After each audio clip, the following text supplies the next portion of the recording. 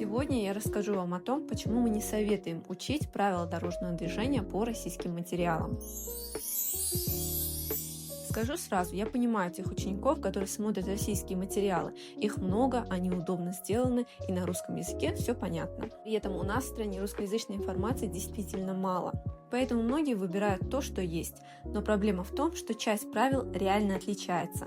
Например, понятие «обгон» в России – это опережение с выездом на встречную полосу, в то время как по правилам Азербайджана это выезд как на встречную полосу, так и на попутную. Или другой пример – буксировка в гололед. У нас по правилам буксировка в гололед запрещена, в то время как в России для буксировки можно использовать любые способы, кроме буксировки с помощью троса.